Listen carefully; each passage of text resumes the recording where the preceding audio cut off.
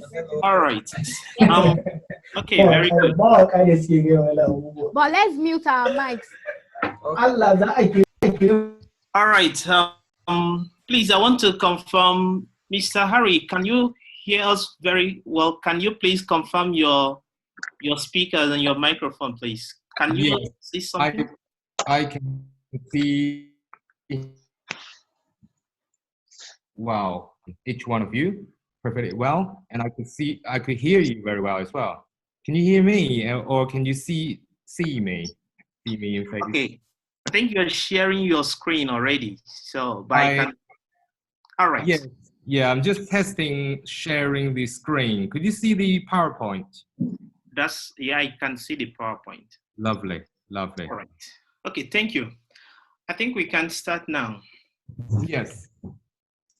All right, good evening, ladies and gentlemen, and welcome to our webinar for today. My name is DK Felix, and I'll be your host for this evening's webinar.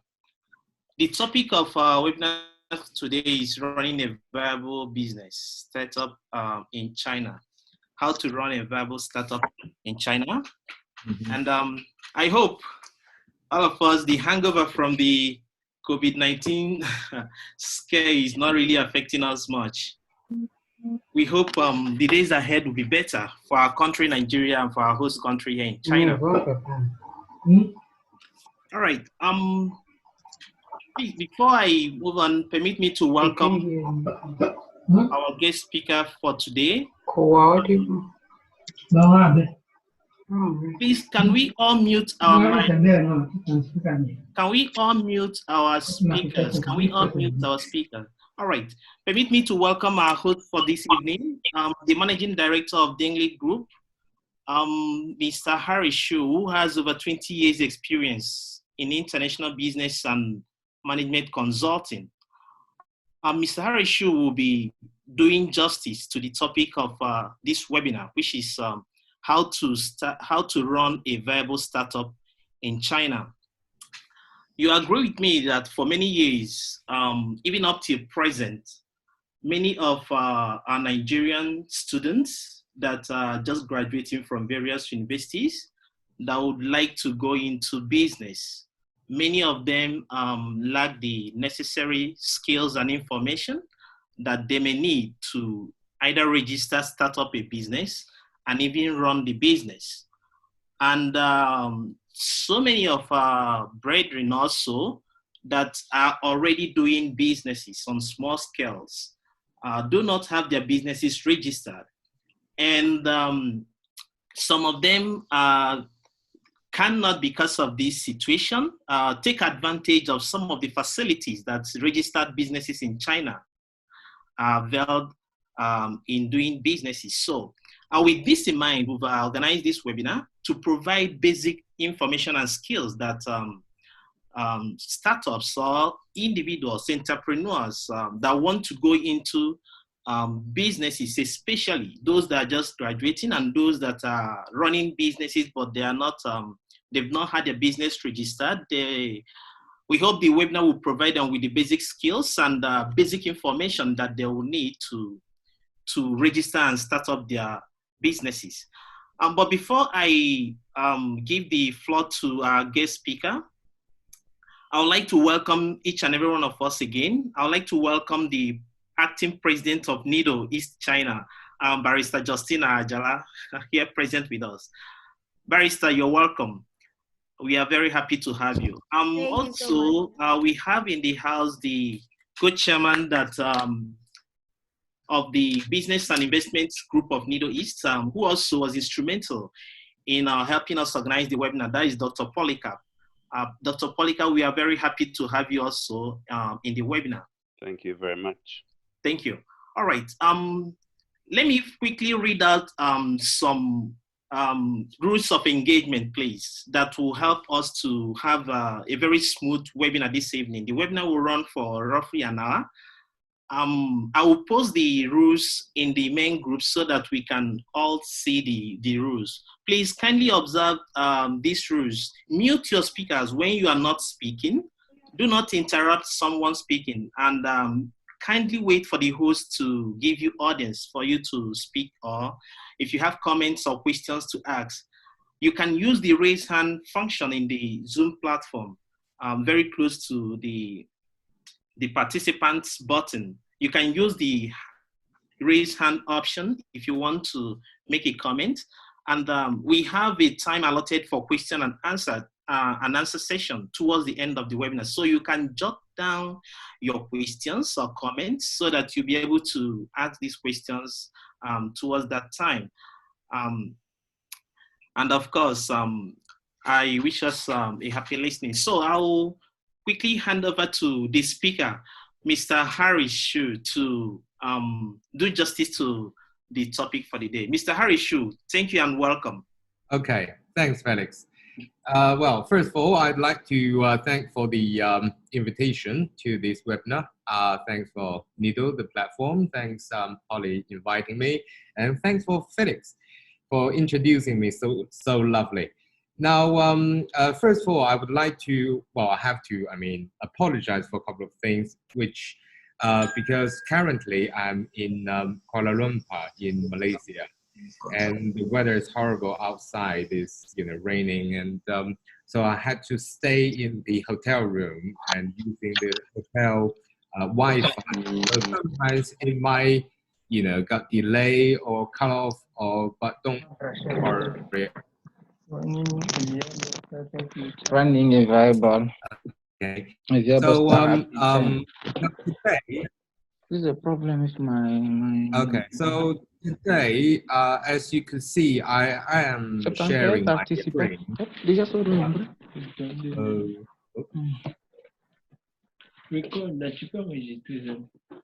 Is there any question or Felix? Please request recording permission from there. On veut pas. C'est la personne qui fait qui doit arrêter. Mr. Louis, can you mute all other persons except the speaker? Il n'est pas mis les animateurs. Félix Lenoir. Okay. So, all right. Go on. Right. Okay. Okay. Carry on. So we've got roughly an hour, but we've got such a big PPT, which you can have it after the webinar. So we'll quickly go through where it's necessary of leaving so much time. So today I'm here to share a bit of experience and knowledge of how to run or how to set up and run a company in China or a business. And I think the reason I was invited today is because Polly knows that I've got experience of running business in China as well as running a business in the UK as a foreigner for years. So perhaps that's the reason, because I've got the experience of both running a business in my own home country or running a business as a foreigner overseas. So I could perhaps, seeing the same thing in different angle, and which I would, share as much as I can today. This is me, and now the topics. Today, if possible, I would like to go through all these 5 topics to all of you. The first is about how China rules the business aspect, and the second, tax regulations. These two, obviously, as a foreigner, perhaps you'd like to know before you start a business. However, I wouldn't stay too long in these two, because you could find good consultants which will basically take you hand to hand for every step. So I'll give you the brief introduction for these. Now the number 3, 4, 5, these are more towards to my specialties, where we would like to spend more time in these 3 sectors. Now here we go. First of all, obviously the 2 countries it's become sort of closer and closer for all the tradings and other international cooperations. I don't know what kind of business aspect would you be looking at now. You could perhaps run a business in China, which you would need a Chinese business body. However, you could be doing business in China without the need of having a Chinese business body. For example, if you are simply buying stuff from China and perhaps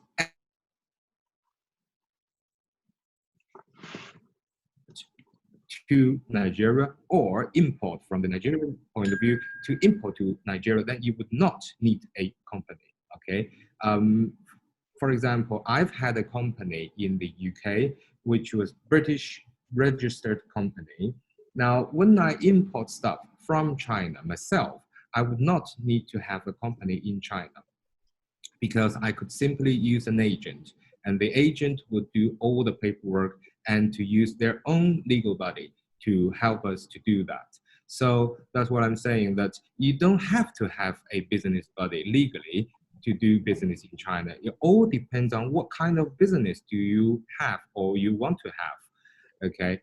Now, but in many cases, you might need to have a company registered in China. Now here are the departments you would need, which is called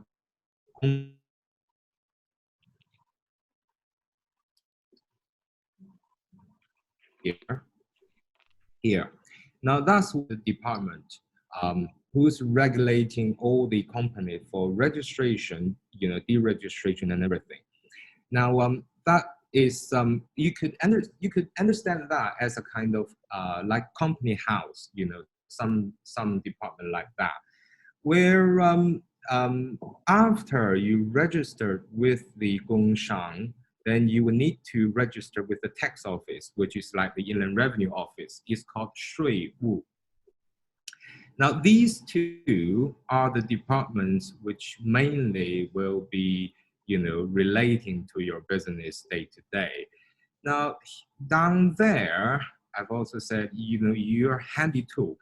To register a company in China could be complicated. I mean, very complicated.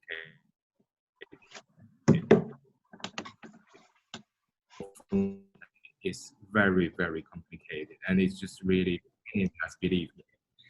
First of all, you will need to think of a name, and that name in Chinese to be approved, and then you need to find a location, for your office, and that office has to be approved, which you cannot say, I will work from home and just put down your home address as your registered address. No, that's not allowed in China. And then you will need to go through all the paperwork, and where we have all the paper, excuse me.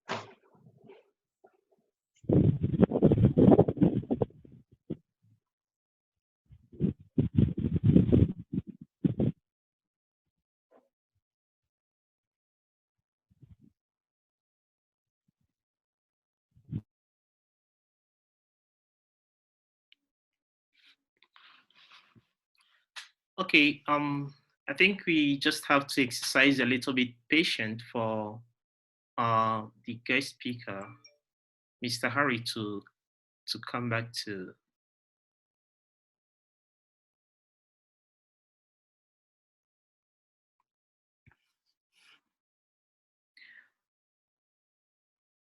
Oh yes, Felix.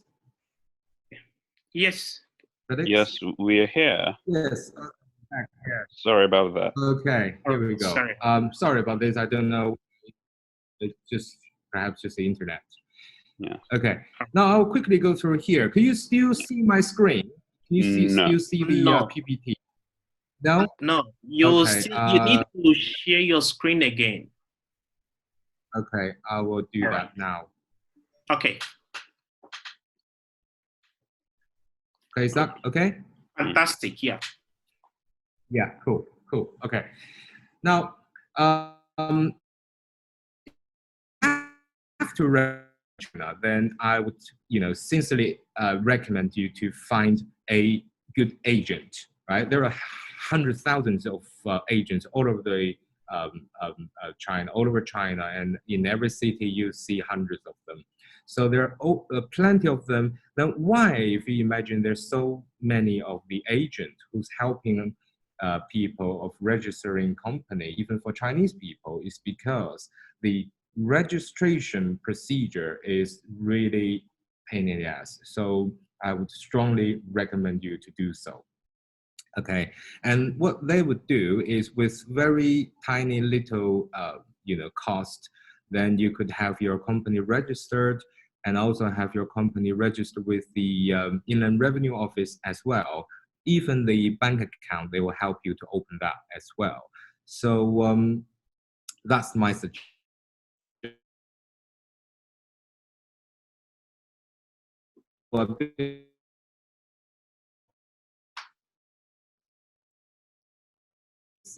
Taxes every day. Now the taxes here, basically on the left, if you could see my screen here, we're talking about tax on income, tax on transactions, and all kinds of taxes. Well, mainly as a company, you see number one is called the value-added tax, and number two is called income tax, company income tax. Number three is personal income tax as a shareholder or company owner. Number four, you will need to collect tax on your staff's behalf and pay the tax on their behalf as well, which means you have to deduct the personal tax, income tax from their salary. And number five, we've got the national insurance, which is another form of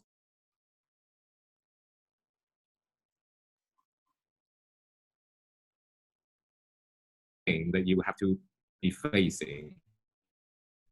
Now, here are some, introductions of different type of details, which I said, I would leave the PPT to you after the webinar, so you don't have to take note. Then, we don't have to waste a lot of time here because the text is, it's very complicated again. Now, here we go. That's the company registration procedure.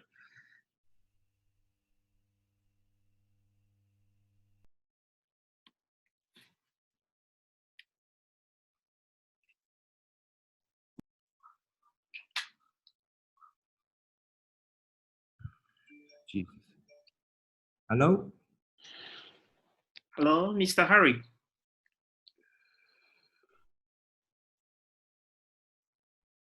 Yes, hello, I'm back. Sorry, I don't know why it's getting on and off, on and off. All right. We understand. Okay, so here we go, back again. Now, as said, here are all the procedures of registering the company, and above that, there's all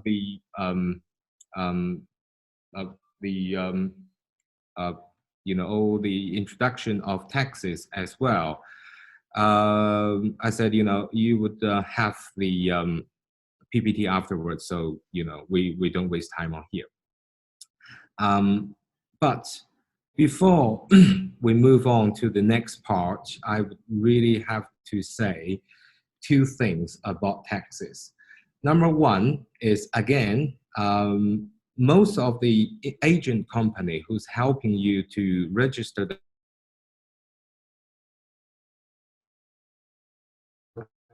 you to do the bookkeeping and tax paying. So just consult with them. You'd better have a this kind of tax payer who's helping you to do so. The cost only like few hundred RMB per month, which for that money you'd never get a decent accountant for the full-time job. But for the starting point, I would really recommend it that way. And number two is the invoices. Now, invoices in between of the two countries, I'm talking about China and Nigeria, could be very, very different. Now, I don't know what exactly the invoice look like in Nigeria. Perhaps you can just basically print on a piece of paper and put that in your book, and basically just calculate your tax based on that. But in China, that you can't do that. For every single piece of the invoice, you have to buy from the tax office before you actually print it, and you cannot handwrite on it. You have to use a kind of to print the invoice itself. And for the valid tax of the invoices, you have to print it in the Inland Revenue Office, the tax office. You can't do it in your office or at home. You can't do that. This is just the regulation. So these are the 2 points I have to, emphasize in this session, the tax bit. So after all, I would again suggest you to get in contact with one of your local agents for company registration and also for the bookkeeping and tax pay. Okay, so here are my questions. Now, I've got some basic information from FedEx.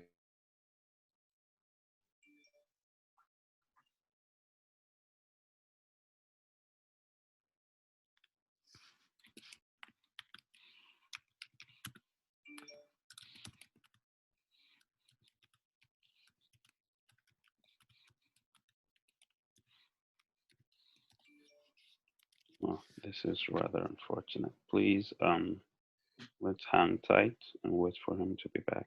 Okay. Okay. Okay. Okay. Here I come. I'm back. Yeah. Sorry, guys. Sorry. Okay. As time flies by, then I'll be quick. Okay. Now I know that you are in different places in China currently, and I don't know what type of business are you looking to do in China. However, here are the my personal experience of places in China, which I'll quickly go these places to you. In China, if you want to do business in China, there are, each area.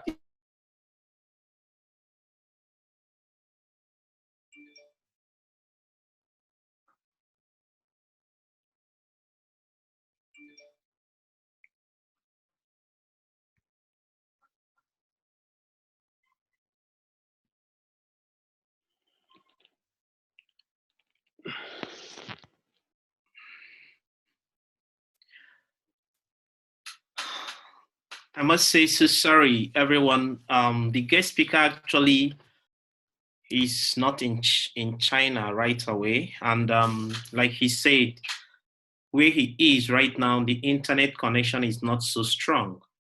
And that is the reason for, okay, here you go. Here we go. Yes. All right. I'm awful sorry about this. Now, let me just move to another booth if the connection is better. All right. See. Finger. Can you try speaking?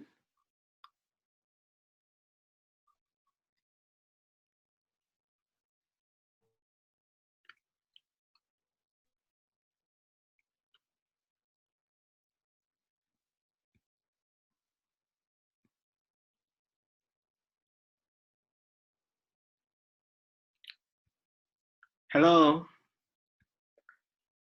Hello, Mr. Harry. Can you try speaking?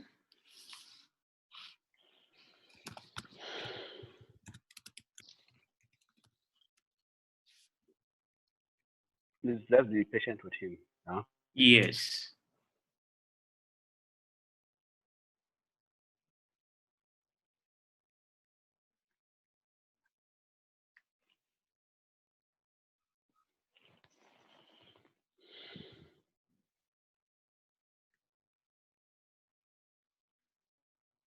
Okay, I guess he actually is looking for a better location with better internet connection. All right.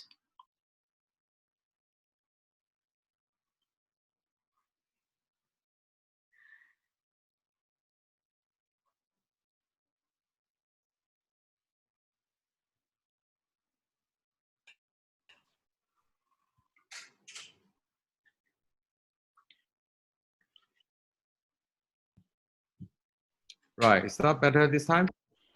Yeah. Yes, we can see you. Yeah.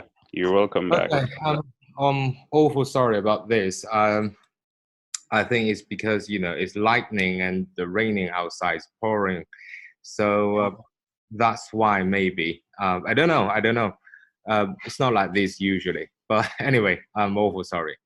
Okay, let's come back and here are the main topic I would like to share of each area is different in China. Now, you know, if you, for example, if you are in Beijing, then normally you're talking about international, what do you call it, the politics, you know, cooperation, and like the very, very large bulk, or like some of the high tech, some of the you know the web company, and these type of the companies are mainly in Beijing. Okay, but if you're talking about like trading some stuff, not in you know shipload, I would not suggest you to stay in Beijing. However, Shanghai could be a good choice. Shanghai is good in two things. First of all, is Shanghai is good at financial services, and also Shanghai is a good place for all the exporting because surround Shanghai there are two main provinces, which is Jiangsu and Zhejiang. Here we've got the hot provinces here is called Zhejiang, and number two is Jiangsu. Now, these two provinces are the very important or main production provinces, where in Zhejiang you could find perhaps everything in there, and in each city and each town they have their own, you know, special production. However, in Zhejiang province, there is a city, it's called Yiwu. I think that many of you have heard of this city. Now, this city is not really for you know production. It's most of the thing in this city is about trading. The bad thing is there you could see traders rather, or I could say wholesalers rather than you know manufacturers. However, it is a good place to find some of the you know factory owners, and then to when you want to sort of place a bigger order, then perhaps you know it's a good way of catching these factory owners from you know that city. Now, if you want to do anything like you know just the consumer goods relating to fashion, especially in not very very large quantity, I would suggest you to go to Guangzhou, which is um, the um, the capital city of Guangdong province. Now, Guangzhou, you have many of the trading places like in Guihuacheng and places like that for all the bags, and for Baima and places like that for all the garments, clothing, and for all the watches. Then you're talking about Zhanxi. So each trading market in Guangzhou, you could find you know one or two things which you have a big variety of choice. However, I have to compare Guangzhou to Yiwu. Normally, you're talking about higher price to buy in Guangzhou and cheaper price in Yiwu. But in Guangzhou, normally the traders will not ask you to buy a lot. You know, if you say, I want a dozen of this, a dozen of that, then yes, if you want that type of quantity, go to Guangzhou. But if you go to Yiwu, you're talking about maybe 2/3 of the price of Guangzhou for the same thing, or even half maybe. But in Yiwu, if you say, I want a dozen of this, a dozen of that, they would say, no, no, no, no, no, I refuse to serve you. Sometimes, not all of them. They might say, this one minimum order 200, that one minimum order 1,000, you know, something like that. So here are the difference between Yiwu and Guangzhou. Although these two cities, they've got similarities in between, but as I said, prices, quantity, here are the two things you need to think of. If you want, as I said, bigger quantity, go to Yiwu. You want smaller quantity, go to Guangzhou. Okay, so that's that. Now, there's another city, which we call Shenzhen or Hangzhou. These two cities, Hangzhou is quite famous for one company, which is Alibaba. Shenzhen is very famous for one company, which is Tencent. You might not know Tencent, but if I say WeChat, you will know. So WeChat, Tencent is the owner of WeChat, basically. Now, these two cities, you're talking about, if you want to do e-commerce, if you want to do, payment transaction and this kind of business, go to perhaps, Hangzhou. And if you want to do anything to do with chatting app or anything to do with payment transaction as well, then go to, Shenzhen. Now, surrounding, Tencent, there are many other like high-tech companies like Dajiang, the helicopters, and Zhongxin, which is similar to Huawei, and all these companies surrounding there. So, as I said, for all the high-tech kind of business, I would really suggest you to go to Shenzhen, even better than Beijing. Now, what's the difference between Beijing and Shenzhen? Yes. I would say, although you might say they're both good at high-tech, technology or company, what's the difference? I would say in Shenzhen, it's more like the technology itself, which means, for example, artificial. For example, face, human being face recognition, things like that. Now they are doing all the technology itself there.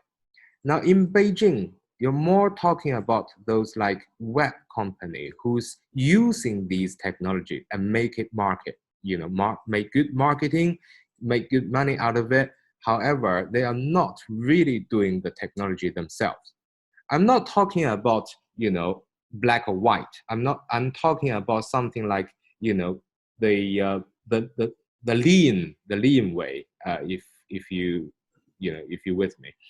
So it all depends on what do you have in mind for your business, proposal.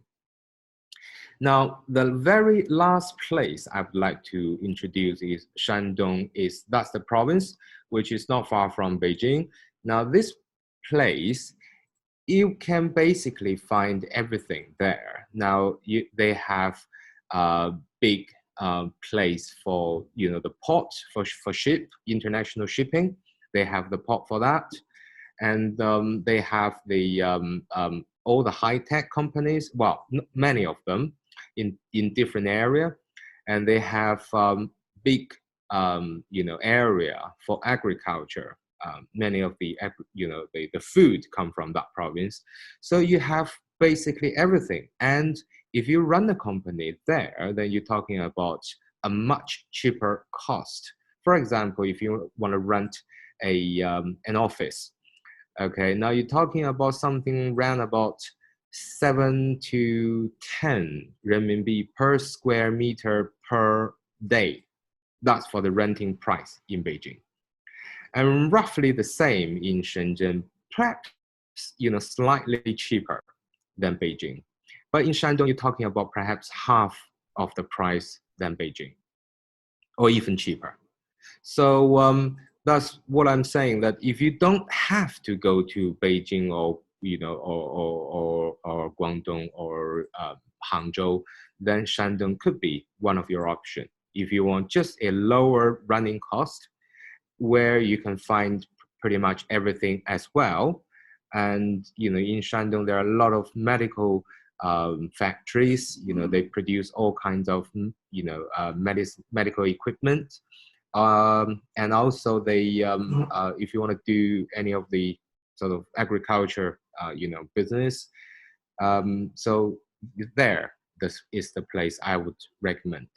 So basically, here are some of the hot cities and hot provinces in China I would introduce. Now, if I know what exactly that you have in mind for your business, then perhaps I could, you know, suggest some, you know, places more specific. So here are the places. Now, I was asked about the sources of funding. Some of you might want to raise funds in China. I would say, I put down here, this is a sad story. And why it is sad? Because I would say there's very, very little chance you can make it. If it depends on what stage you are at for your business. Now, if you are very, very early stage, now I would say go for the FFFs, the triple Fs, is friends, family, or foes. Now, this is a joke, but it's true, right? Only people who know you, who know you well, who know your track record, they believe in you, they believe whatever the business idea you come with could be a good idea, then they will, you know, either lend or invest you. However, all the rest of the people, like stranger, no matter how rich they are, they would not, because they don't know you. And you haven't got the track record to prove that you can make the thing happen. So it will be very difficult. Now, if you try to raise money in China as a foreigner, that would be even harder. There's one more reason. Let me explain. Now, if I was an investor in China, I would think of, now, the guy in front of me, I don't know him, right? I don't know him. And no matter how strong the relationship between me and the middleman in between of me and that guy in front of me, what happened if this guy, if the business run bust? What happened? I mean, to make a company successful is not a you know, a likely happen thing, because nowadays you see the companies registered in China will only last for I think it's 15 months.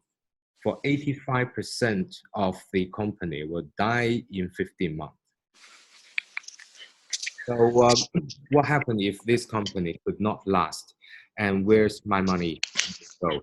So that's what people will think. No matter how good your proposal is, no matter how good your PPT is, no matter how good your presentation is, if you give me the answer, what happened if? So that's what the investor will think. Okay, now that's number one. Number two, as a foreigner, although I know that you as a person staying here in China, you will follow the rules and laws and regulations here in China, but if you decided to move back to Nigeria, I don't think I can ever sue you in Nigeria for any fraud. This is not anything towards, you know, Nigerian people, it's to any of the foreign people. So people will think it that way. People will try to think negative. Okay, it's not being, you know, being mean, or it's not being sort of you know, Racist. being miserable. Yes, it's not being that. It's just, you know, when it comes to money, everything becomes serious. Yes. So this is how the investor will think. And as said, you know, raising fund has never been a game of money. It's all about humanity and mindset. Not mindset is this.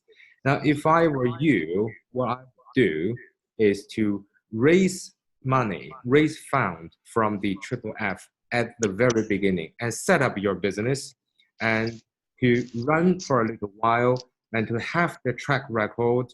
And then when you want to raise more money, then prove it. Show them their your book, which, you know.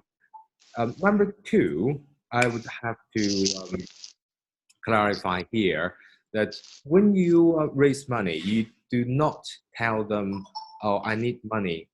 If I don't have the money today, my company is going to die tomorrow because I've got staff wages to pay, I've got bill to pay. No, nobody will give you a penny for that. Okay, the story you have to talk is, you have to tell the stories like this way, that tomorrow, today, we are very small, but without your money, we are making enough to raise ourselves, right? I'm asking for the money to have a boost for the company, for the business, right? With this money, I could make everything happen in 6 months, 9 months, 10 months, right? Without this money, I still will achieve this point, but it will take me 2 or 3 years maybe, right? All I want is your money with the speeding up. That's all I want, okay? And I've got the proof of how I can make this happen, and I've got the proof that how this will happen without doubt, okay? So this is the kind of story, I mean, the way to tell your story when raising the fund.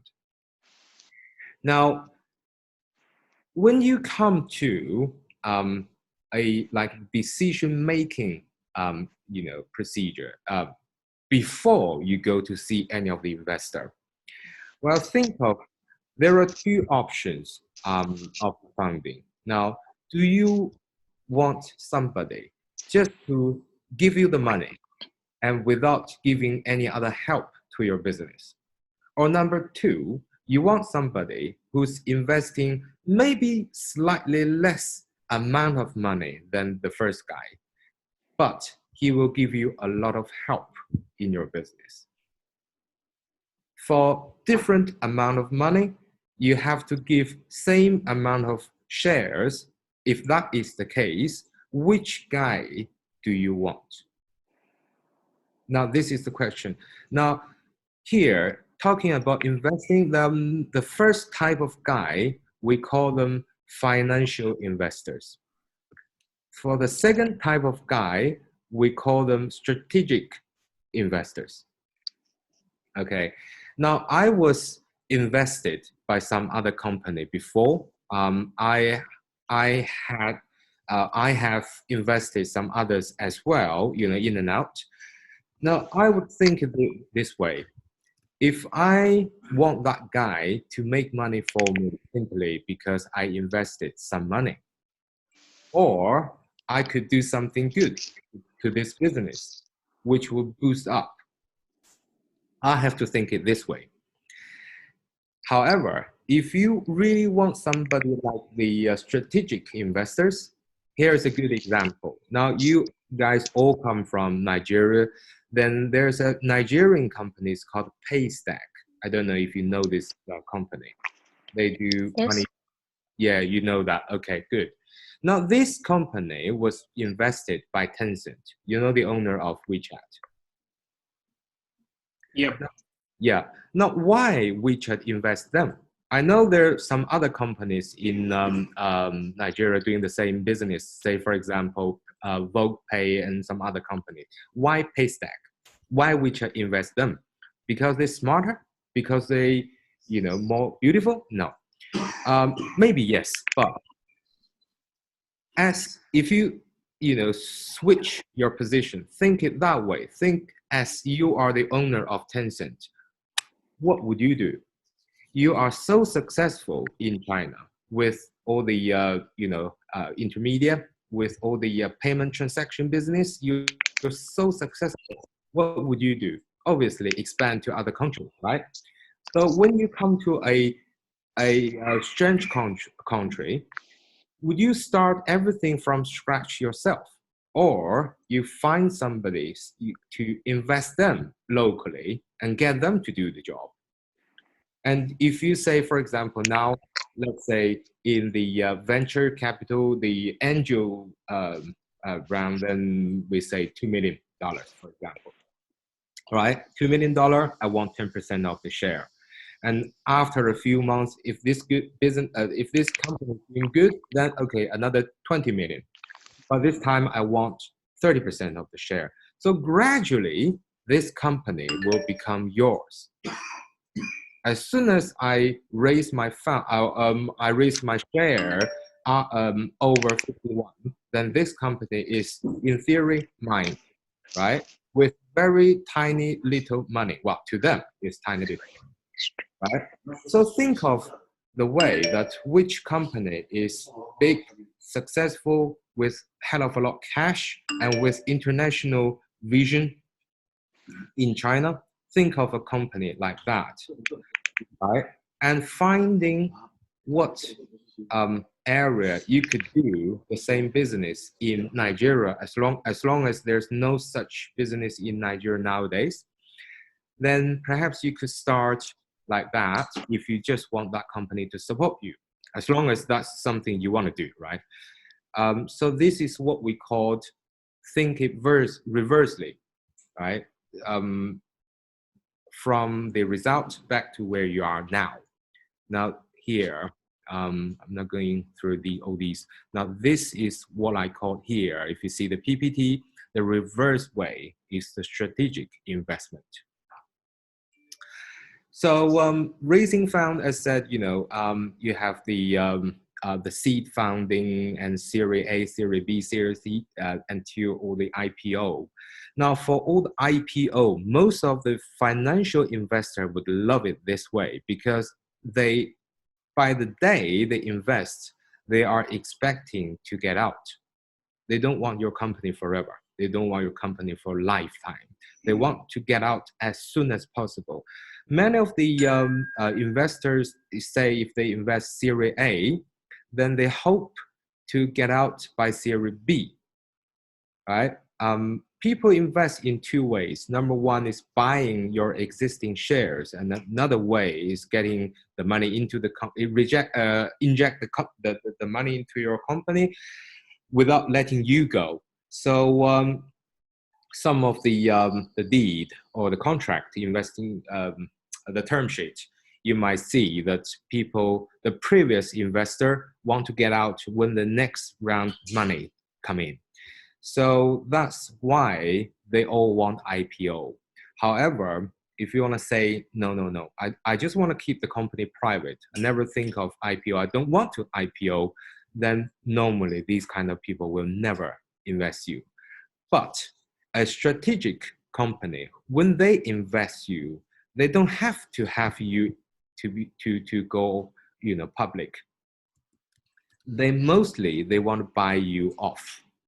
When you are successful, when the company can run itself without you, when the company can become a department of their company, then that's the time they want you to leave.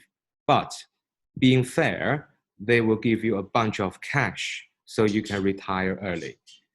Okay, so that's always like the fairy tale, but it's happening nowadays every day, day to day. However, we're still talking about many of the companies failed, but in the meantime, many of the companies succeed. So as said, for the IPO way, you're talking about, well, you are attracting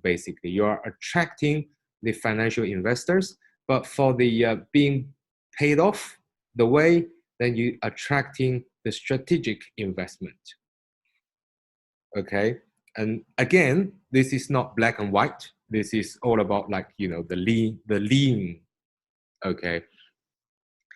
Now this is like the raising the fund, and as said, the best way to raise fund from Chinese companies is to find a gap in between China and Nigeria and fill up the gap. And you don't have to go to them, perhaps they will come to you. And that's always the best way. You talk today, you sign the DD tomorrow, and you get the money the day after. Yeah. Otherwise, you're talking about perhaps a year to completely hold of the procedure. So this is all about the raising the fund. I'd like to share as time really flies by. We only got 10 minutes left. Now, this is the last bit. As said, I really would like to share more in this section, but I don't think we've had a lot of time. Now, the advantage and disadvantages. As I introduced myself, that I've done business before in Britain as a foreigner. Now, I would say I've actually achieved something, not greatly, in Britain. I have achieved something. If you ask me how did I make it, I would say, first of all, I basically reset myself, become a British. Although I don't look like one, and I never will be one, and I don't really want to be one, but I'm saying that I reset myself, become a British, is because I just dump all my Chinese thing and completely think like a British. My mind, I make my mind to as close as possible to a British, so I know for each word I say, what would they think? So I know what if I want how I want them to react, then I need to do what, right? And so I put down there, which is the result. That's the result you want. Then obviously, to serve this result, you have to have the right decision. And the right decision, both your decision and their decisions. Now, the right decision come from mindset. I've made an example before, which in China, you never say others wearing a green hat. Because if you say some man is wearing a green hat, that means that his wife is having an affair. Okay, so this is the culture, which means different culture makes different people have different mindset. Then they come to different decisions, leads to different results. So if you really want to do business in China, not simply buying from China, then you don't have to. But if you want to say, for example, sales stuff to Chinese people, if you want to, really run a business based on your local city, whatever the city is, as long as it's in China, then I would say the best way I would suggest is to change your mindset, become a Chinese. I'm not saying to really change it completely, because you will be a Nigerian forever anyway. So that's what I'm saying. I've changed myself to British, although I am a Chinese still. But by the time I'm doing that, I need to do that. Now, I've started the business in Britain many years ago. At the beginning, I did what I've seen other people were doing, other British people were doing. Now, I could not make anything out of it, because I found that, hang on a minute, they are doing that and people are buying so, then why they are not buying from me? And then I realized that, they've got constant supplier. Why should they buy from me? I need to bring something else. So now there's a trap, which I've brought something totally different from the market. People have never seen things like that. And they would stop by and say, wow, and then walk away without buying. Which, what I'm saying, this is a trap.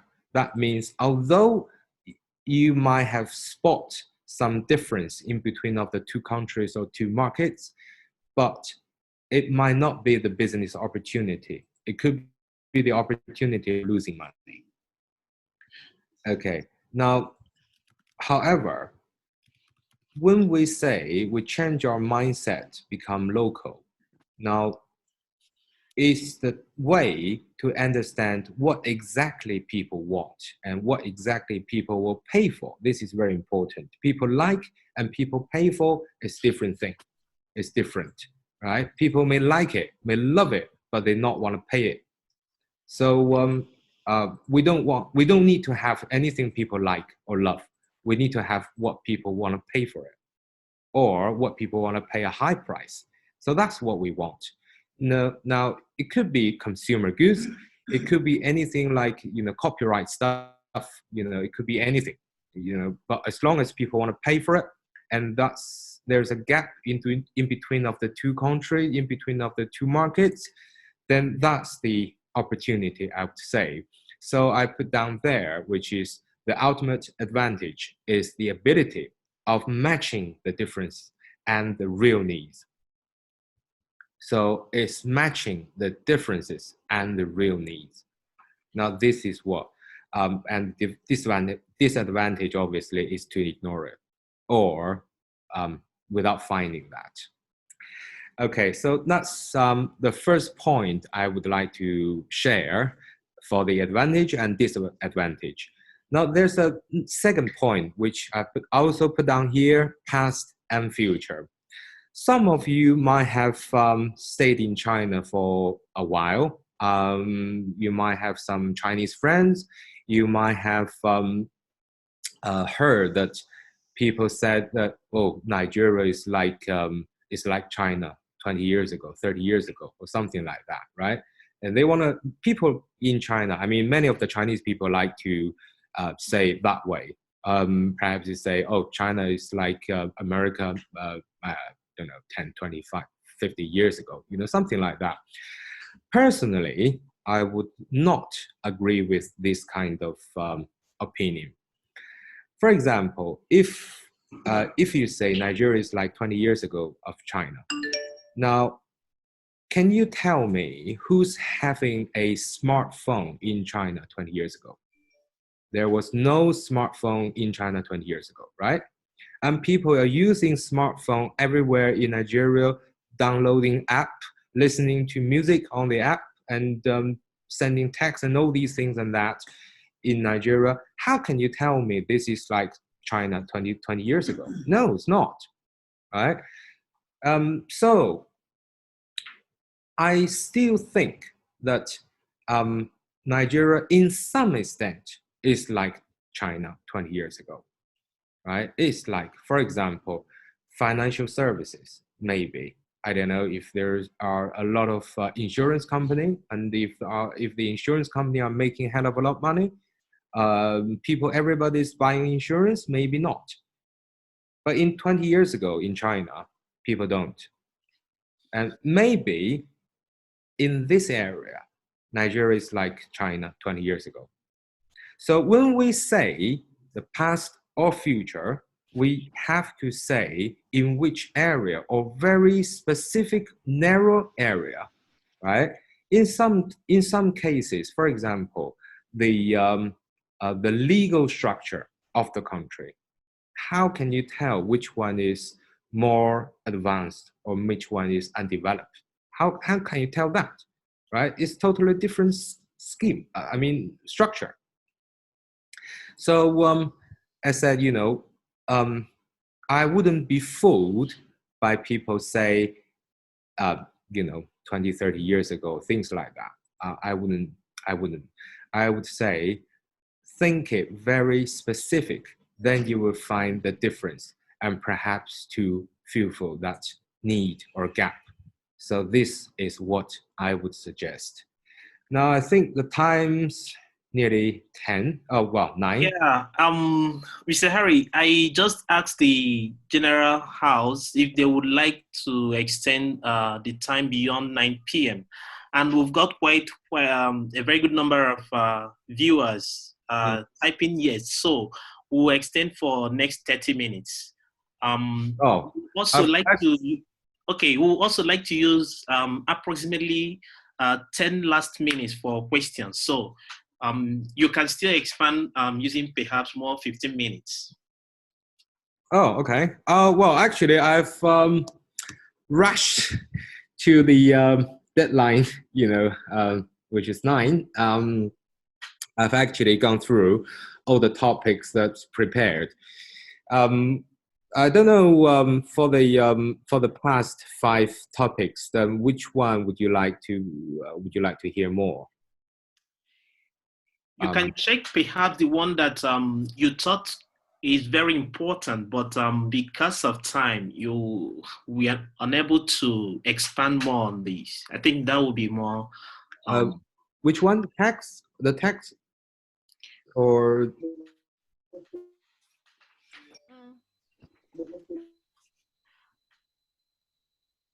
Which one? Sorry, Felix. Did you say the tax or the company registration or what? Okay, no, I said perhaps any of the area or any of the slide that you felt could be very important for especially a business startup, but because of time, you were unable to do justice to that slide.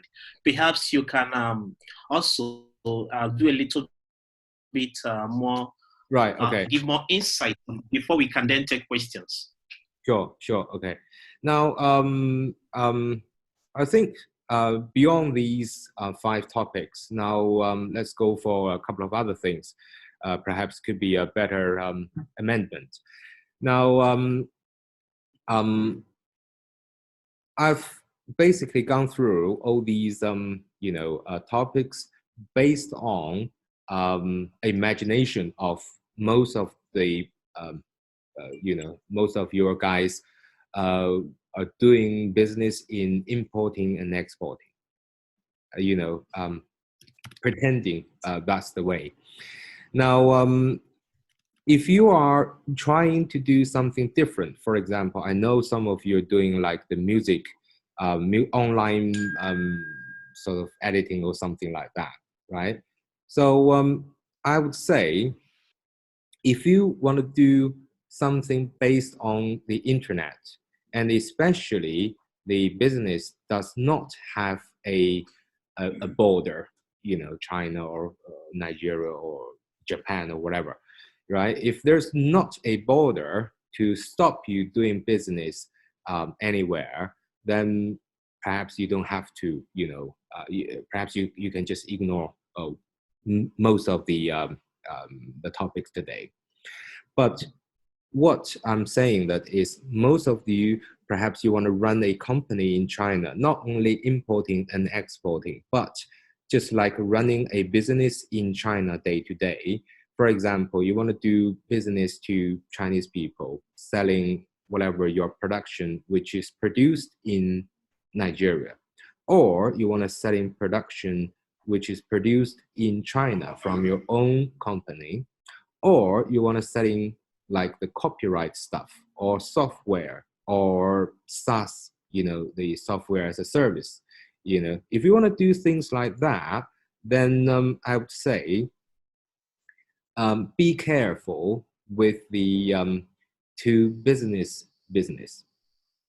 In China, which this word was, I think, is invented by Alibaba. They call it B2B or B2C or C2C, C2B, things like that, right?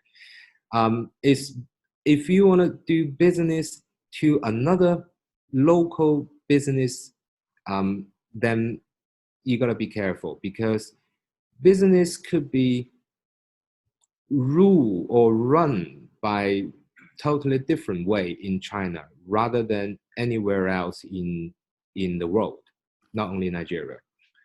For example, personally, I would prefer to do business with somebody I know. I would like to do business with somebody I know well. I would like to do business, who I can based on his word rather than a contract. That's me. And I can assure you that many of the Chinese people would do the same.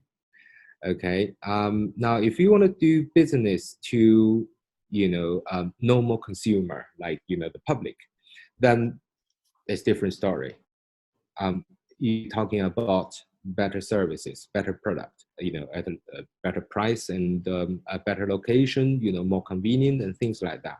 Now, this is what you can do in China. For example, me myself, I found the need, but I could very hard to find a kebab shop in Beijing, for example. It's just an example, right? And thus, what I would suggest my Turkish friend to have one in Beijing. Perhaps is a good idea. So as I said, when you're talking about business to consumer type of the business, then finding the need, you will need to change. You will need to change the mindset. And secondly, finding the need is to find what people will pay for rather than what people will like. That's the trap I would try to avoid. Okay, so I said, to go for the public kind of the business, then you're gonna be careful with your product, with your product line, with your arrangement, with your quality and services. Obviously, for the richer cities, then you're talking about higher income of the public, then your product could be dearer. And otherwise, like we call the third tier, the fourth tier of the cities, then you're talking about, lower income and cheaper prices for anything. Then the last word is, I would really be careful if you want to do anything to do with other Chinese company. I would really be careful because, as I said, it's hard to tell the difference, how business are ruled in China. But all I can say is it's totally different. It's totally different, right? It's totally different when you deal with a company rather than a individual person, right? So that's the advice I would give FedEx.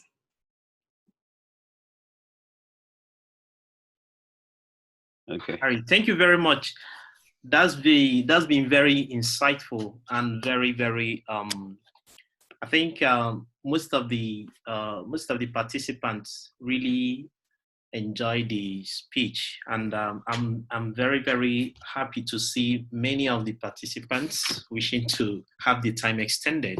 We'll move straight into questions, and some members have already sent in some questions, which I will read out. I'd like you to look at these questions and throw more light on them. The first one is somebody asked, which of these cities, the cities that had been mentioned, where you can find certain kinds of products that better manufacture industrial machinery?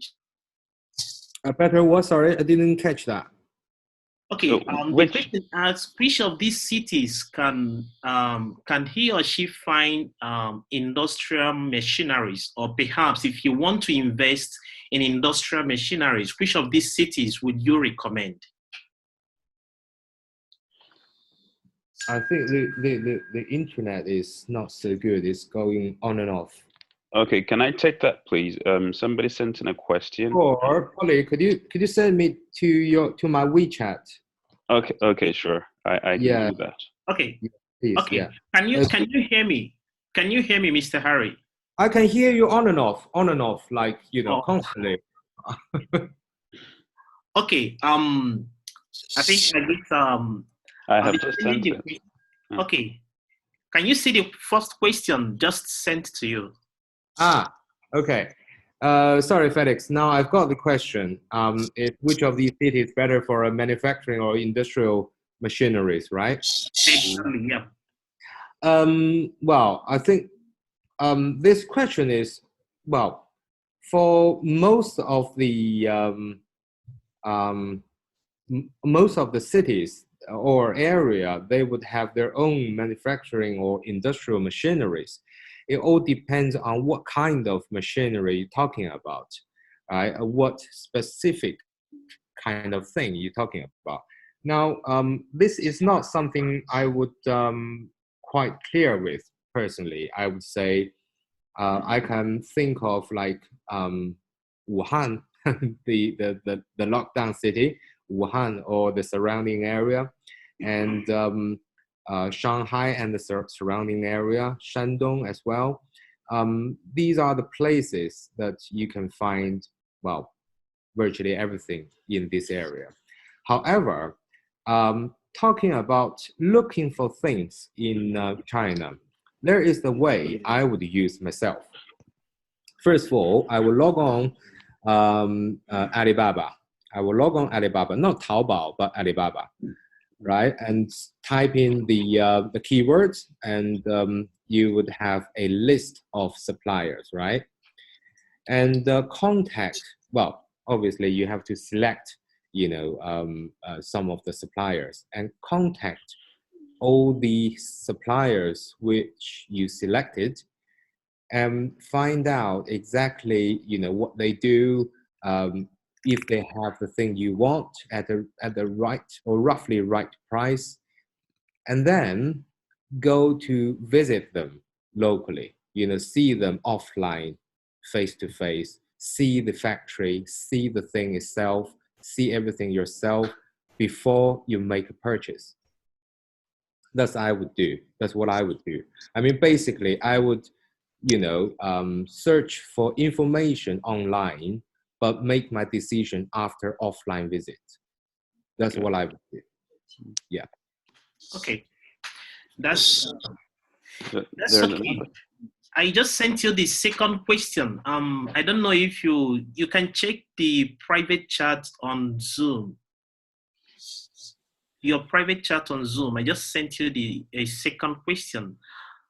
The person asked, is there limitations on the kinds of businesses that foreigners can do in China? For instance, can a foreigner engage in delivery business? Okay. Right. If you want to do, for example, if you want to start a delivery business in China, it depends on if you want to do the international delivery or just the inland delivery.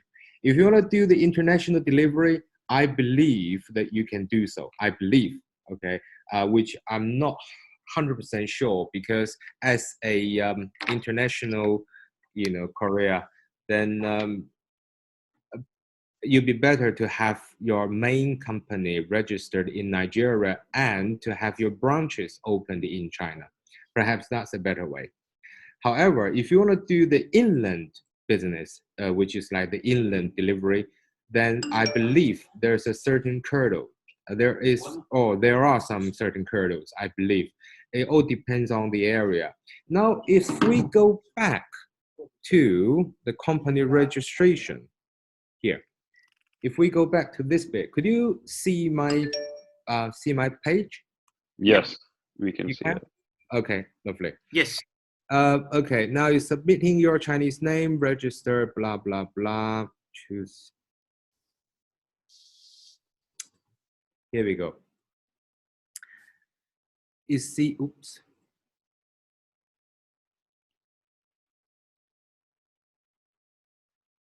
In these two steps, okay, you will find the answer if you are allowed to do so or not. In these two steps.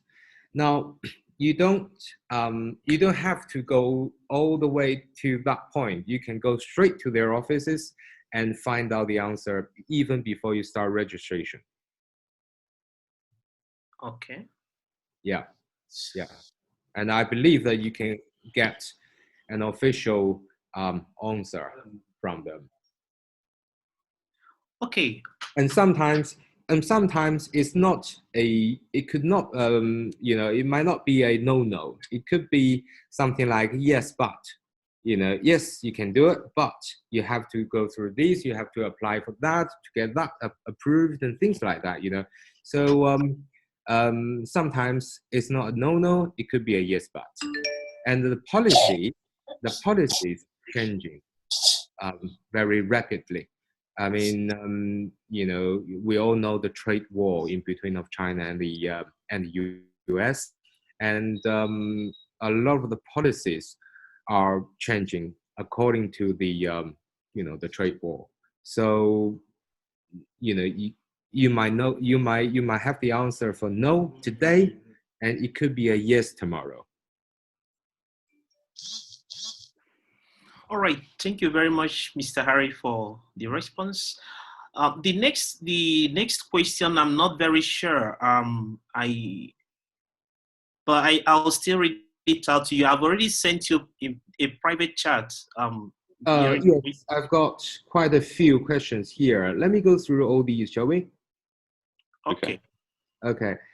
Now, after this delivery question here we go. Which cities give free accommodation, and what's the difference between personal startup and startups from companies in Shanghai?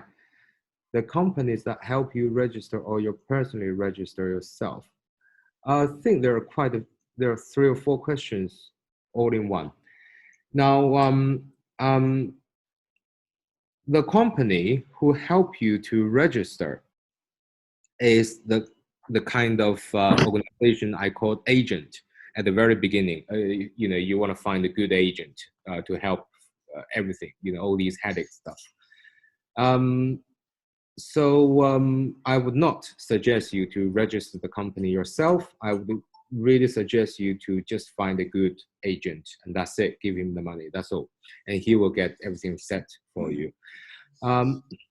But which cities give free accommodation? If I may understand this, is that some of the cities, they have kind of industrial park or startup park, things like that. They will give you free offices or maybe free office desks within the open sort of office area and something like that.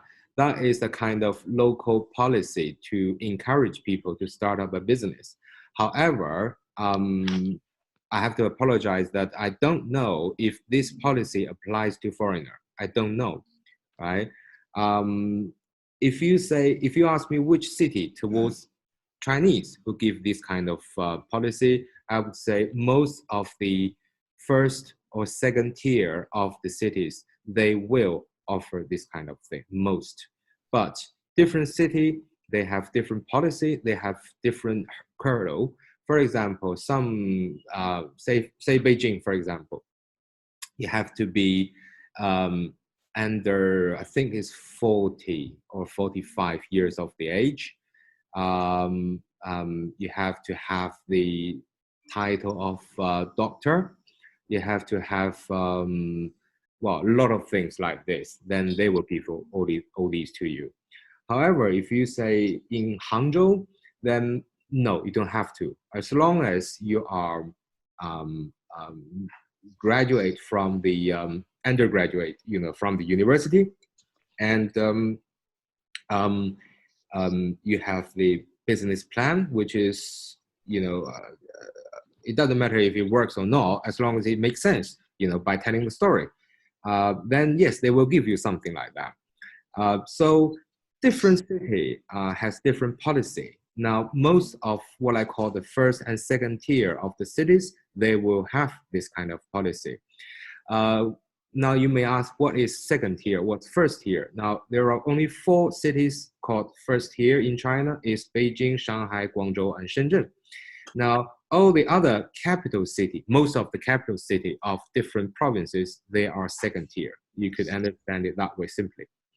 Right, so this is this, and what's the difference between personal startup and startup from companies in Shanghai?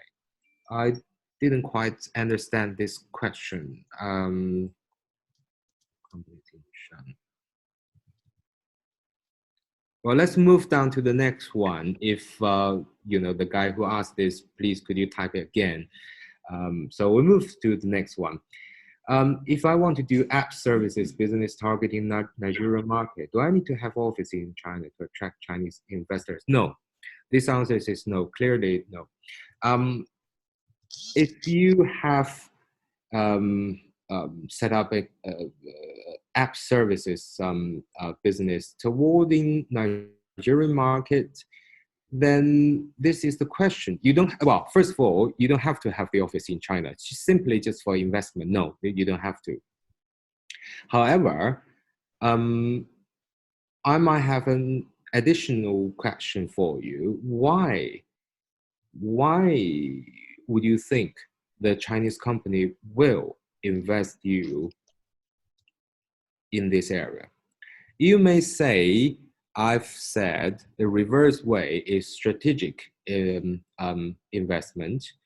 Now, that may be a yes, but you have to be somewhere that this company is doing himself in China and very successful, and they have a bunch of cash, and they want to expand to different countries other than China, and especially in Nigeria.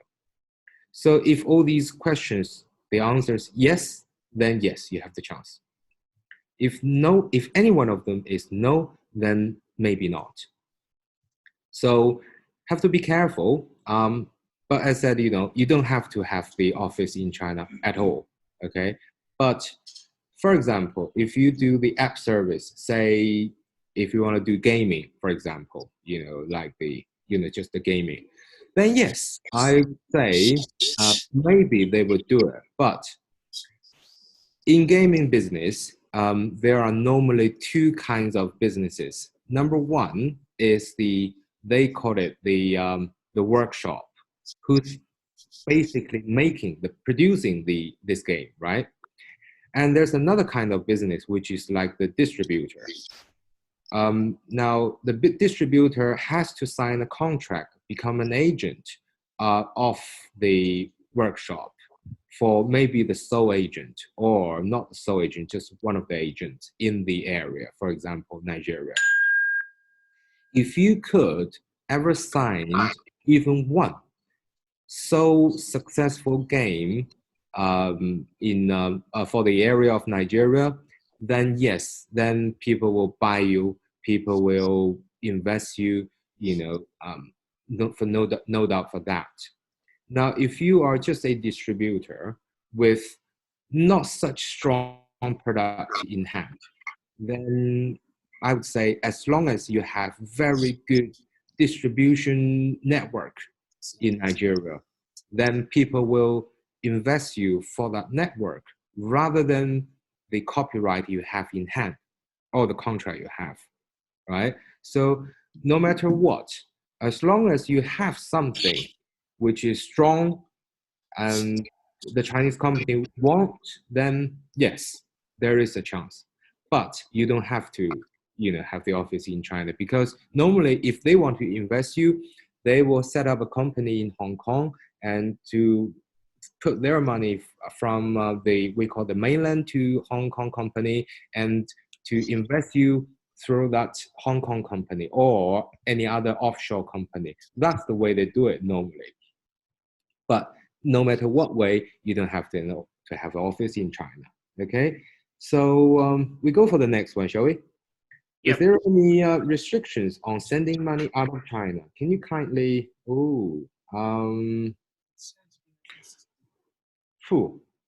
If you, okay, now this is the very last bit of the we call it the business circle. If you have set up a company in China and you are running this company successfully with profit making, generating, now you want to do it that way. Yes, let's see our page here. Here we go, here. Open your company basic bank account and foreign capital account. This is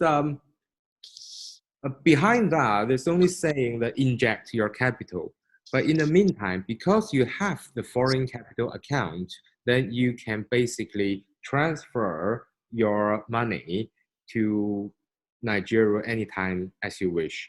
As long as you can prove, number one, this money was generated from the company I registered in China. And number two, I've paid all the taxes I have. So then yes, then there should be no restriction. Okay. But personally, I've never done it that way myself, because I don't really send money, overseas.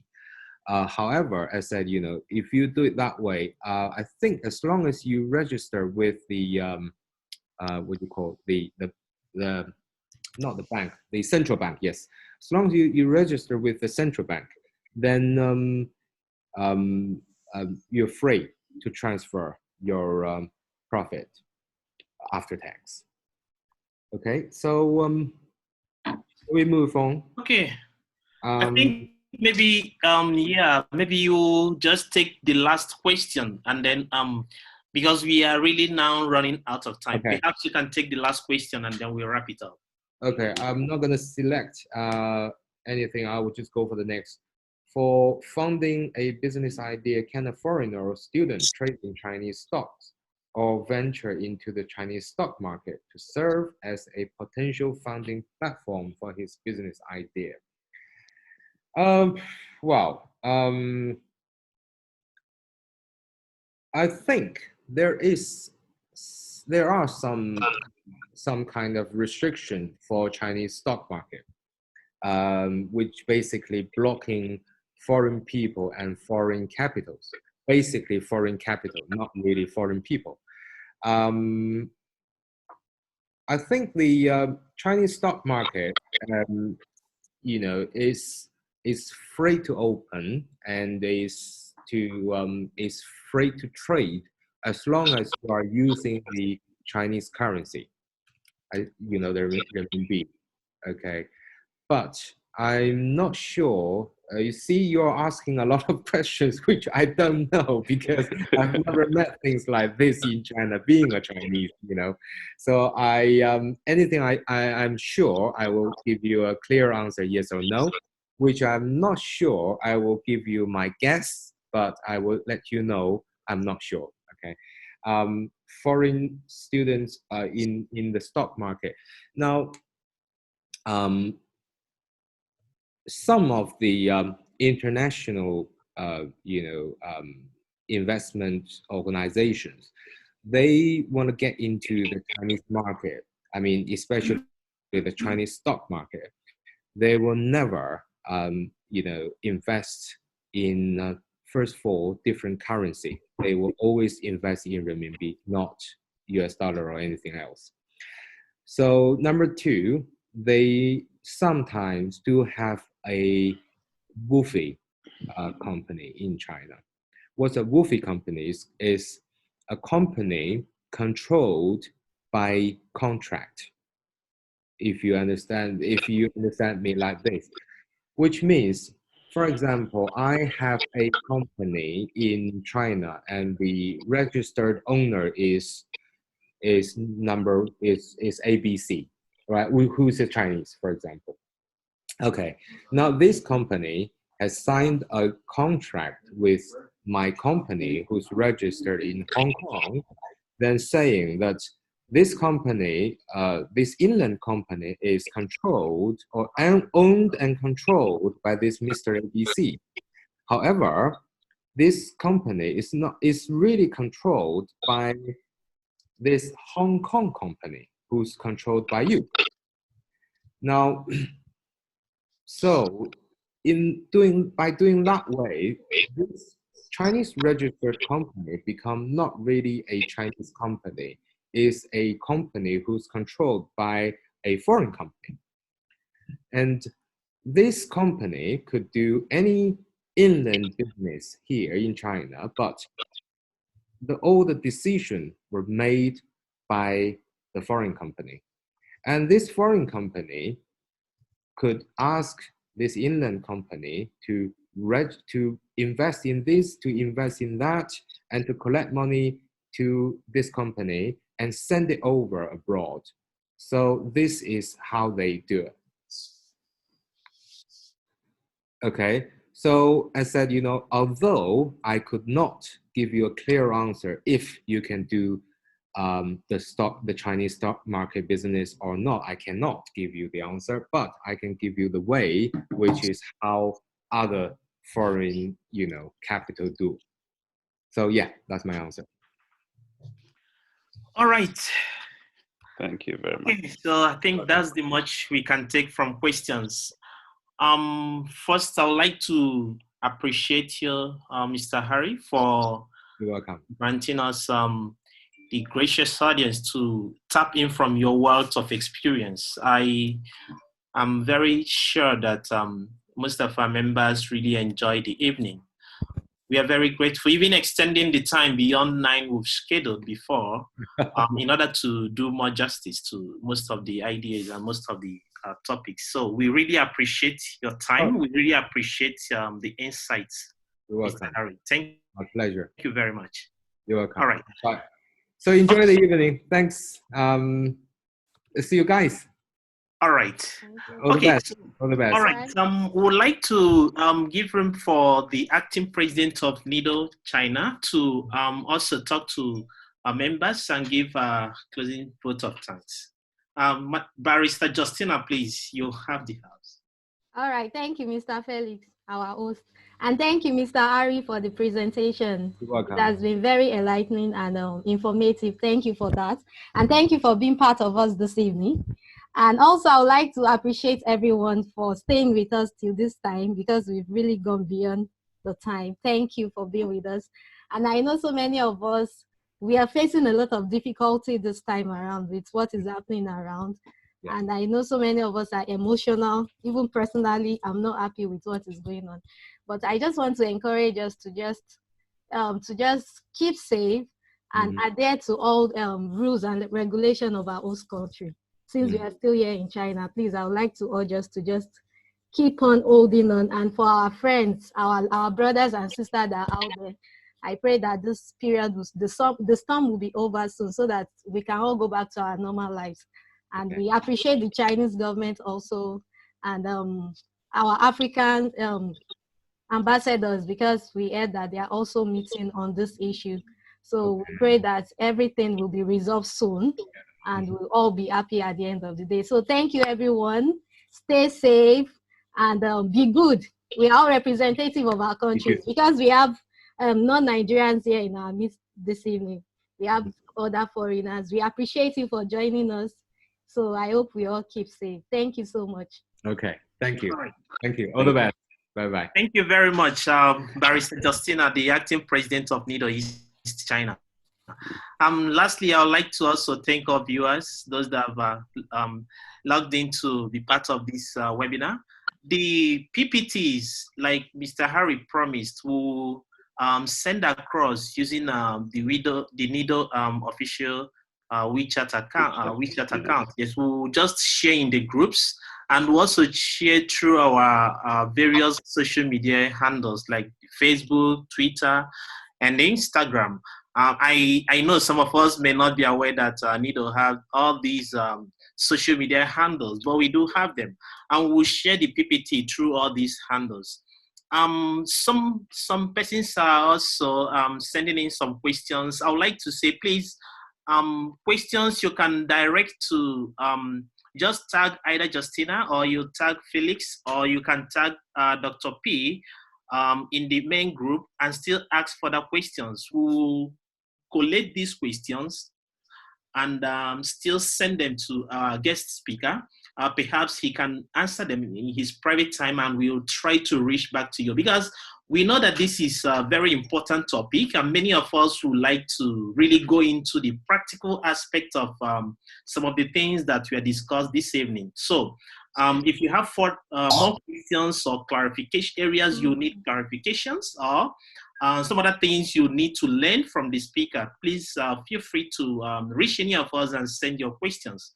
Lastly, we wish to create a WeChat group that will be specifically meant for those that will want to progress towards perhaps registering a business here in China. We want to see how we can assist, just to do like coordinate, help link you up with people that will assist speedily to get the businesses registered for you. And somebody asked, I think I saw a question, somebody was asking, how can we get a company like Alibaba to invest in our business idea?